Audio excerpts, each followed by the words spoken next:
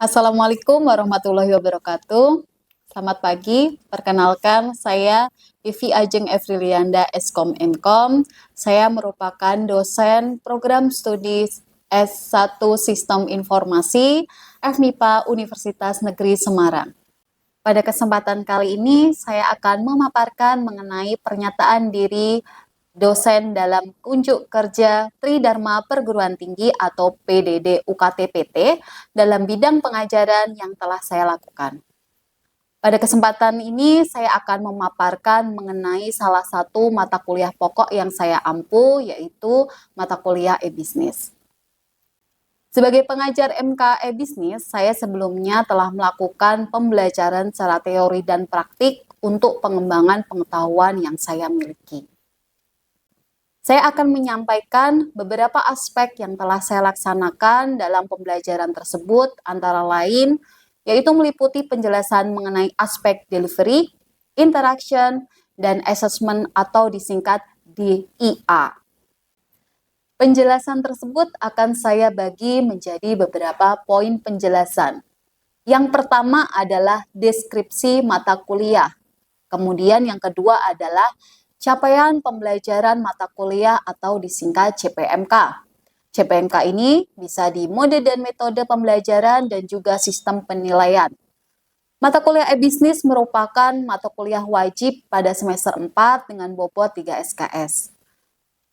Mata kuliah ini mempelajari tentang penggunaan teknologi digital dan jaringan internet dalam aktivitas pembelian dan penjualan barang maupun jasa, melayani pelanggan, berkolaborasi dengan mitra bisnis, melakukan komunikasi dan transaksi dalam organisasi. Capaian pembelajaran yang diharapkan setelah mengikuti mata kuliah ini adalah mahasiswa mampu: 1. Dapat memahami dasar e-bisnis. Yang kedua, dapat memahami lingkungan eksternal e-bisnis. Yang ketiga, dapat memahami karakteristik e-bisnis. Yang keempat, dapat memahami dan mendesain bisnis model kanvas. Dan yang terakhir, dapat mengimplementasikan infrastruktur e-bisnis. Materi pembelajaran disusun dengan memperhatikan kurikulum program studi serta memperhatikan perkembangan e-bisnis. Adapun materi yang disampaikan sebagai berikut. 1. Pengenalan e-bisnis akan dilaksanakan di pertemuan 1 dan 2. Yang kedua ada konsep e-bisnis, ini nanti di pertemuan ketiga. Yang selanjutnya ada infrastruktur e-bisnis pada pertemuan keempat. Selanjutnya ada strategi dalam e-bisnis di pertemuan kelima, dan membangun usaha dalam konteks e-bisnis ada di pertemuan ke-6 dan 7. Dilanjutkan dengan ujian tengah semester pada pertemuan ke-8, dan e-bisnis dalam era terkini di pertemuan ke-9 dan 10. Ada implementasi e-bisnis berdasarkan ide bisnis di pertemuan 11 dan 12. Dan selanjutnya ada pengenalan dan implementasi bisnis model kanvas pada pertemuan 13 dan 14, serta ada evaluasi bisnis yang ada di pertemuan 15, dan yang terakhir untuk evaluasi ada ujian akhir semester di pertemuan ke-16. Berdasarkan uraian materi di atas, tentunya mahasiswa tidak hanya dibekali secara teoritis, tetapi juga keterampilan praktis dalam mengimplementasikan bisnis di era teknologi atau e-bisnis. E-bisnis yang digunakan sesuai dengan kebutuhan pelanggan, serta perkembangan teknologi maupun bisnis yang ada di sekitar. Materi-materi yang sudah disusun tersebut akan disampaikan kepada mahasiswa dalam pembelajaran 16 kali pertemuan tatap muka. Rencana pembelajaran akan disusun dalam bentuk RPS dan diunggah di sistem akademik UNES yang bernama Sikadu. Sebagai referensi pembelajaran, saya menggunakan referensi dari 1. Clark, Peter J. and Stephen Neal, Net Value Evaluating.com Companies Uncovering the Reality Behind the Hype. Yang kedua, Des Martin, V. Conrad, Noiko, Patrick King, and Amy Wright, Executive Guide to e-Business from Tactics. Yang ketiga ada Indrajit Ricardus Eko dalam Kerangka Strategi Manajemen Sistem Informasi Jakarta Finance Center 2000. Yang keempat ada Strategi Kanada John Wiley and Sons pada tahun 2000. Selanjutnya, model pembelajaran yang digunakan pada mata kuliah ini adalah Project Based Learning atau disingkat PJBL, di mana mahasiswa diberikan kesempatan untuk mengevaluasi e-bisnis yang sudah berjalan di dunia. Pemilihan model ini dikarenakan PJBL merupakan model yang berpusat pada mahasiswa, sehingga pengalaman belajar akan lebih bermakna. Untuk mendukung perkuliahan, saya juga menggunakan Learning Management System yang dikembangkan oleh UNES yang bernama Elena. Aspek delivery pada pembelajaran saya wujudkan dalam penyampaian materi pembelajaran di kelas dan melalui LMS. Selain itu, mahasiswa juga dapat melakukan presentasi materi secara berkelompok. Pada LMS, saya dapat mengunggah materi dan menyajikan topik diskusi yang akan ditanggapi oleh mahasiswa. Aspek interaction saya terapkan melalui interaksi dosen dengan mahasiswa maupun antar mahasiswa. Interaksi dosen dengan mahasiswa dapat diberikan melalui proses tanya-jawab, diskusi, maupun pembimbingan proyek observasi lapangan. Sedangkan interaksi mahasiswa diterapkan dalam bentuk diskusi, presentasi kelompok, dan pembuatan proyek secara berkelompok.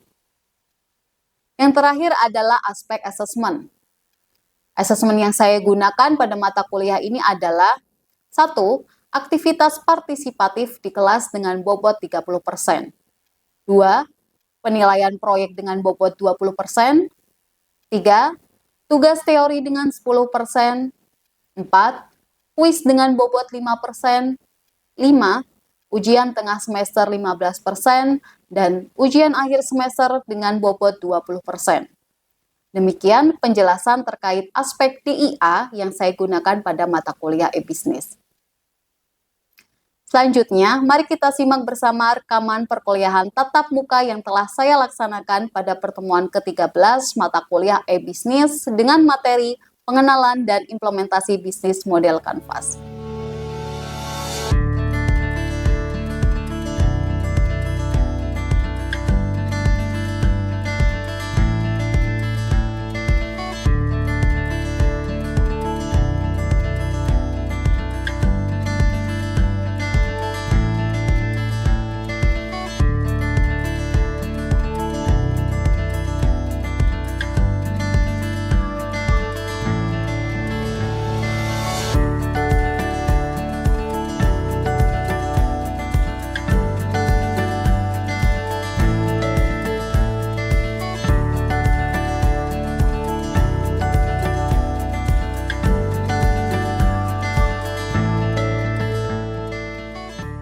Assalamualaikum warahmatullahi wabarakatuh. Waalaikumsalam. Selamat pagi teman-teman. Terima kasih yang sudah hadir hari ini. Sebelum kita awali perkuliahan pada pagi hari ini, mari kita berdoa menurut keyakinan masing-masing. Berdoa dimulai.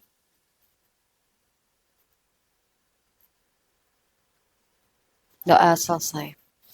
Baik, hari ini di pertemuan ke-13 kita akan membahas tentang bisnis model Canvas. Sebelum kita masuk ke bisnis model Canvas, alangkah baiknya kita mereview dulu di pertemuan sebelumnya tentang segmentasi customer. Kira-kira ada yang tahu apa itu segmentasi customer? Mengenai bagaimana kita melihat struktur dari bisnis, gitu ya. Terus bagaimana pelanggan itu kita posisikan. Jadi segmentasi itu apa? Jadi memilih pelanggan sesuai dengan bisnis yang ada. Jadi minatnya, gitu ya. Minatnya pelanggan itu di mana itu kita harus sesuai dengan sasarannya. Misalnya, ketika kita punya bisnis yang mungkin berkembang di Indonesia, misalnya Gojek, begitu ya. Nah, dulu memang backgroundnya Gojek ini kan di Jakarta, sasaran awalnya. Karena memang kalau di Jakarta itu sangat transportasinya padat gitu ya, macet. Kalau kita menambah lagi misalnya mobil pribadi atau mungkin motor, itu menambah kemacetan. Sehingga ada Gojek ini untuk membantu pemerintah. Selain ada transportasi umum, mungkin ada busway gitu ya dan lain-lain, tapi ini tidak mencukupi. Jadi Gojek tinggal pesan di aplikasi gitu ya, mau ke tempat A, ke tempat B, itu langsung bisa saja. Baik, langsung saja kita ke bisnis model Canvas. Apa itu bisnis model? Jadi bisnis model ini mendeskripsikan bagaimana kita itu membuat sebuah model atau bisnis yang diinginkan pelanggan, bagaimana kita menerjemahkan untuk sebenarnya model atau mungkin bisnis yang kita buat itu seperti apa sih gitu ya. Misalnya tentang segmentasinya, source-nya, isinya, manfaatnya, tujuan kita apa, terus mungkin manajemen promosinya. Nah, ini akan dibuat di semua bisnis model. Oke, nah bisa kita lihat bagian di sini gitu ya, bisnis model itu harus kita buat dari awal. Sebenarnya produk atau jasa yang kita buat itu untuk siapa? Nah, misalnya ini untuk customer atau pelanggan. Nah, ini bagaimana cara menyampaikan, oh ternyata produk atau jasa yang kita buat itu dibutuhkan oleh pelanggan. Nah, misalnya tadi kita Gojek. Mengapa Gojek itu diperlukan pelanggan gitu ya? Ya karena memang Gojek itu dia mempunyai sasaran bahwa transportasi secara umum itu mudah. Transportasi umum itu mudah didapat gitu ya. Dengan teman-teman misalnya menggunakan aplikasi, ingin ke tempat A, ingin ke tempat B itu bisa secara cepat. Terus apa bisnis model Canvas? Jadi kalau kita menggunakan bisnis model Canvas gitu ya, kita bisa mempunyai bisnis baru itu dengan mudah, membangunnya dengan mudah gitu ya. Terus kita bisa menganalisis gitu ya, mengupdate apa di model bisnis kita. Nah, di Canva sendiri ada 9 building blocks gitu ya. Jadi nanti akan dipetakan bagian mana yang harus direpresentasikan. Nah, ini 9 blok dari model Canvas, ada key partner, ada key activities, ada key resource, ada cost structure, ada value proposition, ada customer relationship, ada channels, ada customer segment, dan revenue streams. Oke, nanti ini akan kita jelaskan satu per satu. Oke, yang pertama ada customer segment. Tadi mungkin sudah dibahas ya, apa itu segmentasi pelanggan. Ya, segmentasi pelanggan kita harus bagaimana mencapai sasaran itu. Ada kelompok-kelompok sendiri yang memerlukan bisnis yang kita buat. Kayak tadi, misal Gojek gitu ya. Gojek berarti dia kelompok yang mana? Oh, dia kelompok yang misalnya sering berpergian atau mungkin dia memang di kehidupannya itu lingkungannya macet atau mungkin dia ingin praktis gitu ya karena berpergian dari tempat satu ke tempat yang lainnya. Oke, ada value proposition ini bagaimana kenapa pelanggan ini membayar gitu ya menggunakan sejumlah layanan. Jadi ketika teman-teman punya produk atau jasa, apa sih nilai tambah yang akan didapatkan oleh customer gitu. Nah, misalnya kalau tadi saya mau milih Gojek gitu ya, GoRide. Apa kira-kira yang saya dapatkan? Oh, berarti ternyata yang saya dapatkan adalah kepraktisannya tadi gitu ya, tidak perlu membawa kendaraan pribadi, udah bisa di tempat tujuan gitu ya, terus mungkin murah, tidak kena macet. Nah, terus ada channel selanjutnya. Ini channel tuh bagaimana kita mendistribusikan gitu ya, atau mungkin berkomunikasi dengan pelanggan. Jadi kalau kita mau melihat apa sih keunggulan dari Gojek gitu ya, jadi kita bisa melihat oh Gojek itu misalnya dia ada fitur GoRide, GoCar, GoFood. Nah ini adalah di channel, jadi bisa di media promosinya. Selanjutnya ada customer relationship. Jadi ketika kita menjual produk atau jasa, ini harus ada hubungan dengan pelanggan. Mengapa harus ada hubungan?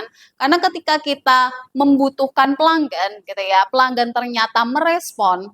Nah, berarti ini kita harus menjaga hubungan komunikasi ini. Contohnya apa? Misalnya Gojek, kita kembali ke Gojek lagi. Gojek ini dia punya promosi-promosi gitu ya. Misalnya ada GoRed cashback 3.000 gitu ya. Mungkin GoFood ada cashback 10.000. Nah, itu mungkin teman-teman sering mendapat. Ini adalah salah satu contoh untuk customer relationship.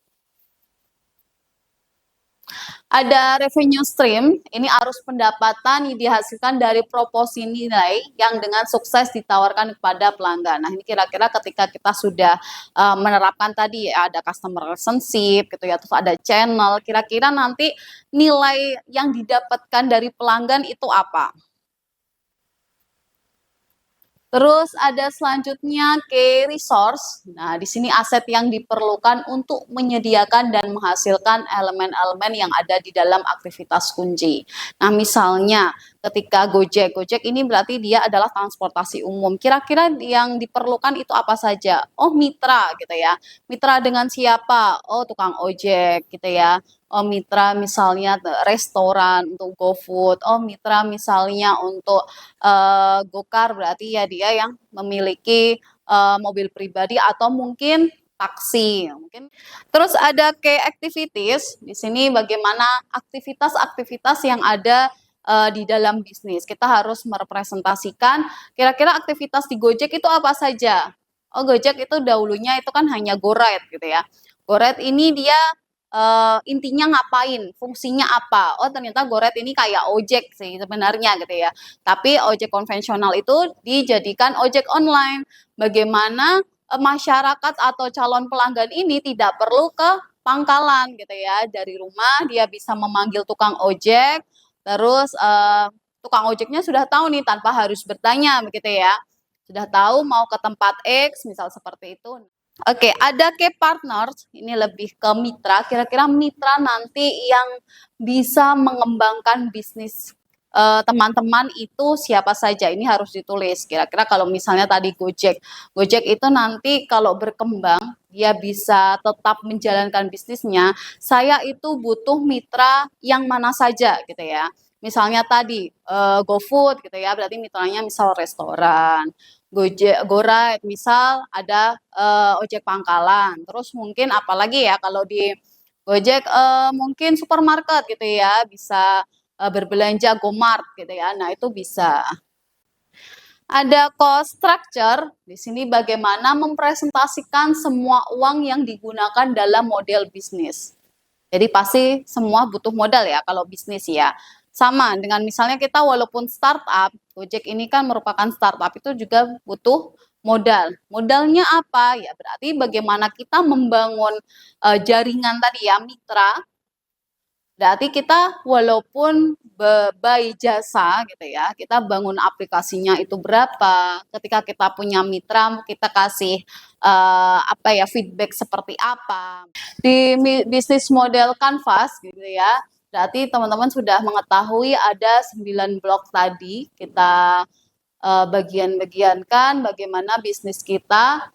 Seperti tadi ada partner network, cost structure. Nah ini mengapa kita perlu merepresentasikan bagian-bagian ini ya karena biar kita mengetahui mana yang harus kita support gitu ya, mana yang mungkin stagnan begitu ya. Jadi bisa tahu oh ternyata perkembangan tadi ada perkembangan teknologi Gojek. Awalnya hanya dia by telepon. Apakah kalau misalnya Gojek mempertahankan via by telepon ini bisa bertahan? Kan nggak mungkin ya. Ya. Jadi oh ternyata sekarang masyarakat itu lebih suka menggunakan smartphone-nya gitu ya. Dia mau belanja, mau kemanapun, ini selalu menggunakan smartphone-nya. Sehingga ketika kita hanya by telepon, ini tidak praktis. Kita tidak bisa nge-track juga ya. Kalau mungkin pakai aplikasi, itu kita bisa track, kita dari tempat A ke tempat B itu bisa track, terus biayanya berapa. Terus sekarang kira-kira perkembangannya apa lagi? Misalnya perkembangannya sekarang menggunakan e-money. Oh, dia sekarang ada GoPay gitu ya. Setelah ada GoPay, sekarang mungkin terkenal misalnya dengan biaya kredit gitu ya. Oh, ada GoPay Later. Nah, ini selalu kita mengupdate bisnis model itu ya fungsinya tadi. Ketika ada perkembangan, bisnis kita itu mau diinovasi apa? Jadi jangan sampai ketika kita mempunyai bisnis gitu ya, kita tidak pernah mengupdate bisnis kita.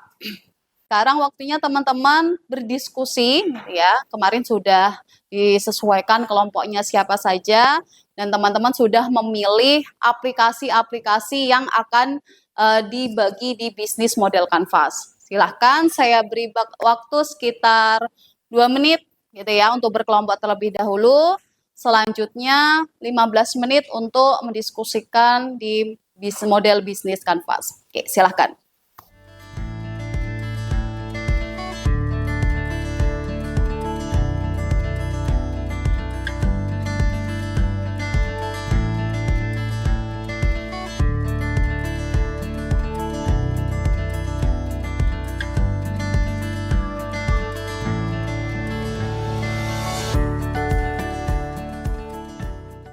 Baik, sudah cukup waktunya untuk berdiskusi. Selanjutnya nanti ada kelompok yang berpresentasi gitu ya, presentasi hasil diskusinya kita sampaikan ke teman-teman. Nanti kita review hasil presentasinya. Mungkin kelompok siapa yang ingin presentasi? Silahkan. Oke, kelompok Nanda, silahkan. Assalamualaikum warahmatullahi wabarakatuh.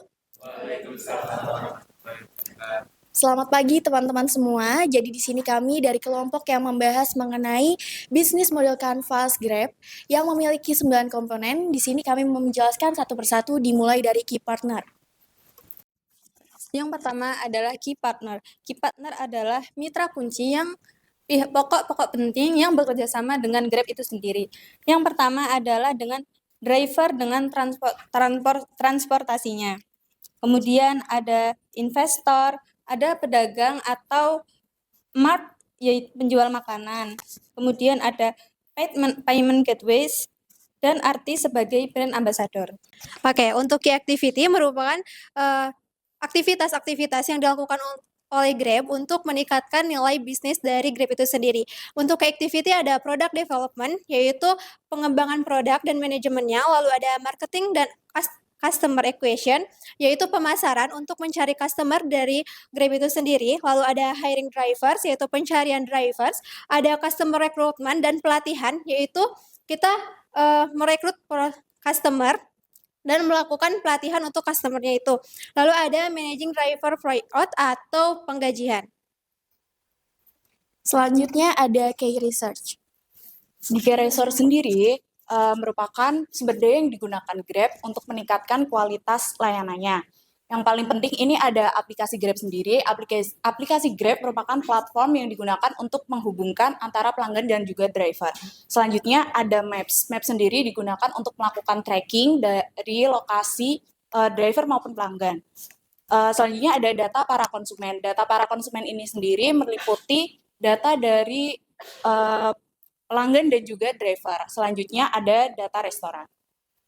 Kemudian ada value proposition. Value proposition ini merupakan alasan kenapa sih pelanggan membayar untuk menggunakan layanan Grab ini. Karena di layanan Grab ini yang pertama dari sisi konsumen pelanggannya, yang pertama ada minimum waiting time. Grab sendiri terkenal dengan waktu tunggunya yang cepat.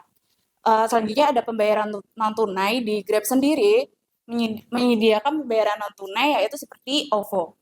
Selanjutnya di dalam Grab ini diskonnya tidak berpengaruh terhadap kualitas. Selanjutnya Grab dapat melakukan pelacakan perjalanan melalui Maps tadi. Baik, itu tadi adalah bisnis model Canvas Grab dari kami. Apabila ada penjelasan dari kami ada kesalahan atau ada kata yang kurang berkenan di hati teman-teman, mohon dimaafkan. Kami tutup presentasi kita pada pagi hari ini. Terima kasih. Wassalamualaikum warahmatullahi wabarakatuh. Oke, baik. Terima kasih. Tadi sudah dipresentasikan oleh kelompok dengan aplikasi Grab, gitu ya, sama dengan mungkin tadi yang sudah saya contohkan Gojek, bahwa Grab itu juga untuk transportasi seperti itu. Transportasi dengan activities-nya hampir sama. Terus mungkin kira-kira apa perbedaan dari Gojek dengan Grab? Oke, kita mungkin bisa melihat Grab itu memang dia menjangkau daerah-daerah kecil ya, misalnya kabupaten-kabupaten kecil. Kalau di Semarang mungkin dia termasuk kota besar. Kita masuk ke Grobogan, oh Grobogan ternyata Gojek itu tidak ada, tapi justru Grab malah ada. Jadi dia lebih jangkauannya lebih luas. Terus yang kedua, Grab ini lebih dia memfokuskan ke reward gitu ya. Kita ada poin kayak gitu, jangan berbeda sehingga ketika bisnis itu mau sama, bidangnya yang sama, tetapi kita harus memiliki karakteristik khusus gitu. Oke, baik, mungkin kita masuk ke sesi tanya jawab. Ada yang ingin ditanyakan? Saya, Bu. Ya, silahkan. Jadi tadi kan sudah dijelaskan mengenai model bisnis Canvas sendiri. Kira-kira manfaatnya apa sih Bu untuk kita gitu? Oke, fungsi dari bisnis Canvas sendiri ya, kita ulang lagi mungkin di refresh dari awal gitu pertemuan, bahwa sebenarnya bisnis model ini kan untuk memetakan apa kebutuhan dari bisnis itu sendiri gitu ya. dilihat dari kebutuhannya, resource-nya, terus mungkin aktivitas-aktivitasnya, terus mungkin bagaimana dia partnernya, sehingga bisnis model ini bisa mengetahui secara rinci kira-kira yang perlu diupdate yang mana, gitu ya, bisa disegmentasikan. Nah, seperti itu. Oke, ada pertanyaan lagi? Ya, silakan. Oke Bu, terima kasih. Jadi kalau dari saya sendiri sebenarnya sudah cukup paham mengenai bisnis model Canvas. Cuma saya masih agak sedikit bingung di bagian customer segment. Jadi segmentasi pelanggan itu apa sih Bu? Oke, baik. Segmentasi pelanggan sendiri itu tadi ya, pengelompokan kebutuhan dari pelanggan. Seperti tadi misalnya Gojek. Gojek ini sebenarnya sasarannya siapa? Oh, kelompok yang dia butuh transportasi umum tapi dia fleksibel. Oh, dia ternyata ada kelompok yang mungkin lingkungannya macet. Nah, ini kita mensegmentasikan pelanggan sesuai dengan kebutuhannya. Misal mungkin tadi ada yang Tokopedia gitu ya. Sebenarnya Tokopedia ini untuk siapa gitu ya? Berarti untuk kelompok-kelompok yang dia bisanya belanja di tempat. Mungkin dia sibuk, terus mungkin dia ingin praktisnya, mungkin ingin mencari sisi ekonomisnya. Nah, itu segmentasi pelanggan. Oke, ada lagi yang ingin bertanya? Ya, silahkan. Mengenai pemodelan bisnis, mengapa perlu adanya sebuah pemodelan bisnis, Bu? Oke. Pemodelan bisnis, mengapa nih? Ketika misalnya saya ingin bisnis, misalnya bisnis warteg gitu ya, perlu tidak warteg ini ada model bisnis? Oh, sangat perlu gitu ya. Karena kalau kita ingin memperlihatkan produk kita, berarti kita harus merincikan apa yang diperlukan bisnis kita. Kayak tadi ya, aktivitasnya warteg ini apa? Oh ya, misalnya orang itu beli makanan, bisa makan di tempat, bisa dibungkus, tapi kelebihannya warteg saya apa gitu ya, misalnya bisa online. Nah, pemodelan itu memberikan rincian bisnis kita serta keuntungan-keuntungan kalau misalnya pelanggan membeli produk atau jasa kita. Oke. Oke, ada lagi? Kalau tidak ada, saya cukupkan pertemuan hari ini ya. Ini tentang bisnis model Canvas. Jadi poin terpenting di sini adalah ketika teman-teman memiliki sebuah bisnis gitu ya, itu perlu ada namanya bisnis model. Mengapa? Karena memang bisnis model ini untuk merincikan aktivitas-aktivitas yang ada di bisnis kita gitu ya. Sehingga ketika kita baru memulai terus melanjutkan bisnis itu ada pengembangan. Nah, kita udah tahu nih mau di elemen yang mana yang mau dikembangkan. Nah, seperti itu. Begitu pula dengan model Canvas ada 9 elemen yang mempresentasikan dari bisnis kita. Baik, sekian materi hari ini di pertemuan 13 tentang bisnis model Canvas. Terima kasih semuanya yang sudah hadir. Semoga apa yang kita pelajari hari ini bermanfaat bagi kita semua. Sebelum saya akhiri, mari kita berdoa menurut keyakinan masing-masing. Berdoa dimulai.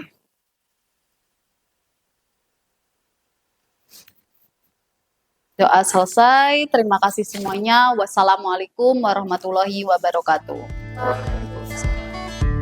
Demikianlah pemaparan tugas PDD UKT-PT pada mata kuliah e-Business. Semoga bermanfaat dan saya ucapkan terima kasih.